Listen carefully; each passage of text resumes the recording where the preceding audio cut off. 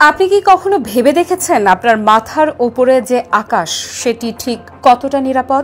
ধরে নিন উঠছে একাধিক ড্রোন, ব্যালিস্টিক ক্ষেপণাস্ত্র ছুটে আসছে, আর আপনার দেশ প্রস্তুত কিনা রয়েছে যথেষ্ট সন্দেহ। উপসাগরীয় দেশগুলো এখন সেই চ্যালেঞ্জের মুখোমুখি।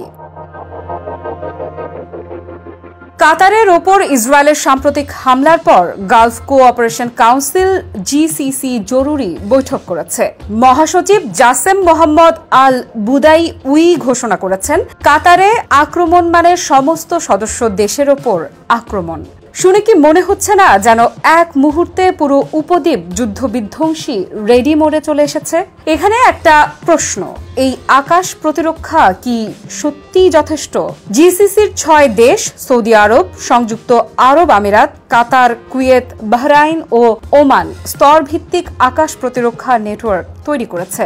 এখানে রয়েছে 3টি স্তর। দূরপাল্লা 100 কিলোমিটার বা তার বেশি দূরের হুমকি থামায়। মাঝারি পাল্লা 30 থেকে 100 কিলোমিটার দূরত্বের হামলা প্রতিহত করে। স্বল্প পাল্লা 1 থেকে 30 কিলোমিটারের মধ্যে ড্রোন বা ক্ষেপণাস্ত্র প্রতিরোধ নিশ্চিত করে। প্রথমেই সৌদি আরব এ অঞ্চলের সবচেয়ে বড় আকাশ প্রতিরক্ষা। তাদের হাতে আছে যুক্তরাষ্ট্রের থার্ড ও প্যাট্রিয়ট PAC-3 মাঝারি পাল্লার আইহক, স্বল্প পাল্লার ফরাসি ক্রোটাল, শাহিন ও মিকা। এছাড়া অসংখ্য পয়েন্ট ডিফেন্স লঞ্চার আছে, যেমন স্টিঙ্গার, অ্যাভেঞ্জার, মিস্ট্রাল। সংযুক্ত আরব আমিরাতেও থার্ড ও প্যাট্রিয়ট আছে, সঙ্গে ইসরায়েলের বারাক সিস্টেম। কাতারের হাতে রয়েছে প্যাট্রিয়ট ও নাসামস 3। স্বল্প পাল্লায় রাশিয়ার ইগলা, মার্কিন স্টিঙ্গার, চীনা FN-6। কুয়েত ও বাহরাইনও দীর্ঘ পাল্লায় প্যাট্রিয়ট, স্বল্প পাল্লায় ফরাসি ক্রোটাল ও স্টিঙ্গারের মালিক। ওমানের অবস্থান তুলনামূলকভাবে দুর্বল, কিন্তু স্বল্প পাল্লায় নাসামস, ক্রিস্টাল ও জ্যাভলিন ও স্ট্রেলা 2 রয়েছে। শুধু এই সিস্টেমগুলো থাকলেই কি আকাশ পুরোপুরি নিরাপদ? সত্যি কথা, প্রযুক্তি থাকলেই সব সমাধান হয় না। ভিন্ন দেশ থেকে আসা সিস্টেমগুলোকে মিলিয়ে পরিচালনা করা, রিয়েল টাইম গোয়েন্দা তথ্য শেয়ার করা, অপারেটরদের দক্ষতা সব মিলে নির্ধারণ করে কার্যকর আকাশ প্রতিরক্ষা।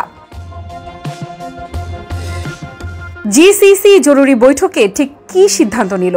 সদস্য দেশগুলো যৌথ প্রতিরক্ষা চালু করবে, গোয়েন্দা তথ্য বিনিময় জোরদার হবে, আকাশ প্রতিরক্ষা সমন্বয় বাড়ানো হবে, ব্যালিস্টিক সতর্কবার্তা ব্যবস্থা চালু থাকবে, যৌথ মহড়া ও আঞ্চলিক বিমান বাহিনী মহড়া করা হবে। প্রশ্ন হলো, এই যৌথ মহড়া কেবল রাজনৈতিক বার্তা নাকি বাস্তব আকাশ নিরাপত্তার জন্য যথেষ্ট?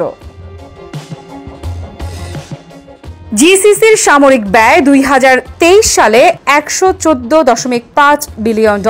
এর মধ্যে সৌদি আরব একা 69 বিলিয়ন ব্যয় করেছে। অর্থাৎ প্রযুক্তি আছে, কিন্তু সঠিক ব্যবহারের দক্ষতা এবং সমন্বয় ছাড়া আকাশের প্রতিরক্ষা অসম্পূর্ণ থাকে। আরও একটি গুরুত্বপূর্ণ দিক যুক্তরাষ্ট্রের ঘাঁটি। কাতারে আল উদেইদ বিমান ঘাঁটি মধ্যপ্রাচ্যে সবচেয়ে বড় ঘাঁটি। এখানে আছে প্রায় 100টি বিমান ও ড্রোন মোতায়েন, 10,000 সেনা। এটা শুধু কাতার নয়, পুরো অঞ্চলের জন্য স্ট্র্যাটেজিক ব্যাকআপ। এখন প্রশ্ন হলো, মধ্যপ্রাচ্যের এই দেশগুলোর দিকে যদি ইসরায়েলের পক্ষ থেকে বড় হামলা সত্যিই আসে, তবে কি এই আকাশ প্রতিরক্ষা তা ফেরাতে সক্ষম? আফ্রিদা ইফরাত, News 24।